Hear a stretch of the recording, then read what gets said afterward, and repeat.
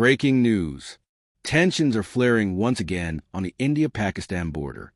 Just hours after a ceasefire agreement, gunfire and drone incursions have thrown both nations back into a state of high alert. What really happened on the ground? And where could this lead? Stay tuned. It all began with the Pahalgam terror attack on April 22nd. 26 innocent lives were lost in a brutal act of violence that shocked the nation. In retaliation, India launched Operation Sindoor on May 7th. The operation targeted 9 terror-linked infrastructures across Pakistan and Pakistan-occupied Kashmir, in one of the most significant military strikes since Balakot. Surprisingly, despite the rising tension, both sides agreed to a ceasefire.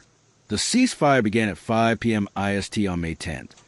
A decision reached after direct communication between the Director Generals of Military Operations, DGMO, of both nations.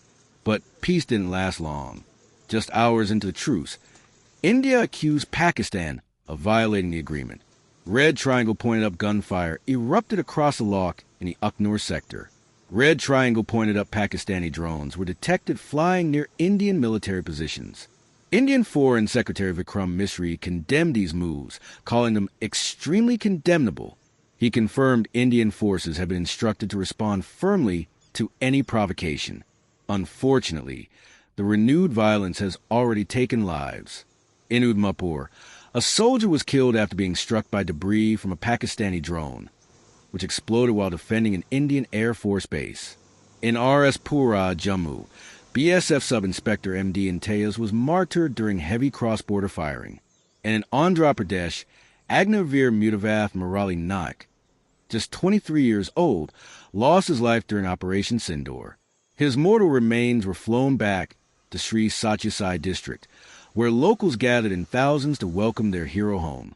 Meanwhile, Pakistan Prime Minister Shehbaz Sharif expressed gratitude to the U.S., China, and Saudi Arabia for supporting the ceasefire. He reiterated hopes of resolving core issues like Kashmir and water sharing through dialogue. But skepticism inside India runs deep. Shiv Sena leader Milind Deora warned, "Trusting Pakistan is like shaking hands with Grenade." And Jammu and Kashmir's Omar Abdullah said he still heard explosions in Srinagar even after the ceasefire came into effect. Globally, reactions have been cautious.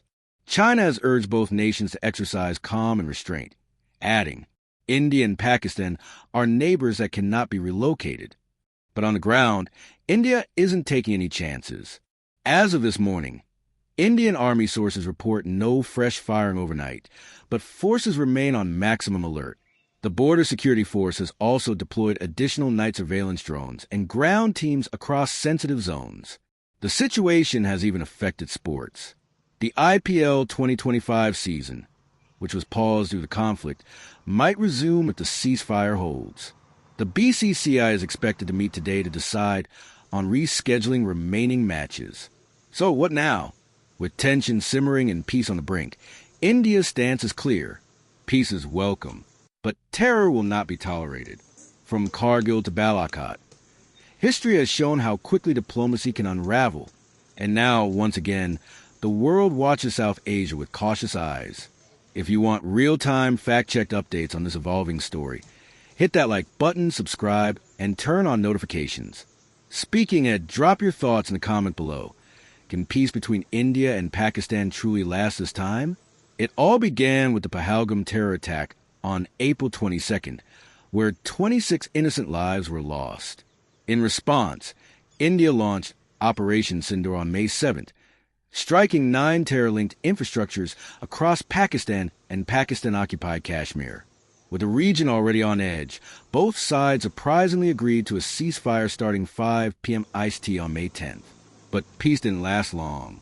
Just hours in, India accused Pakistan of violating the truce, firing across the loch in the Ukhnur sector and flying drones near border zones.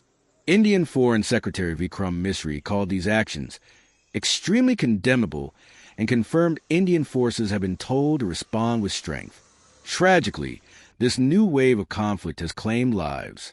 In Udhampur, a soldier died after being hit by drone debris while defending an air base.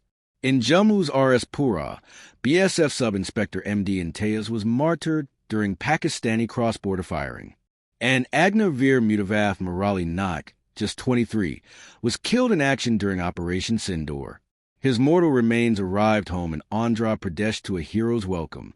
Pakistan's PM Shehbaz Sharif thanked global players, the U.S., China, and Saudi Arabia, for supporting the peace process and expressed hope to resolve long-standing issues like Kashmir and water sharing.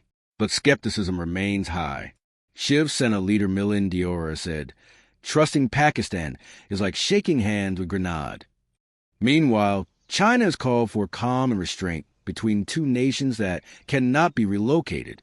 As of now, Indian Army sources confirm no fresh firing overnight, but forces remain on maximum alert. The BCCI is also set to meet today to decide if the IPL can resume following the ceasefire pause. Make no mistake, the region is still on edge. While the world watches, India remains committed to peace but firm against terror. If you want real-time, fact-checked updates on this evolving story, hit that like button, subscribe, and turn on notifications. Drop your thoughts in the comments. Can peace between India and Pakistan truly last this time?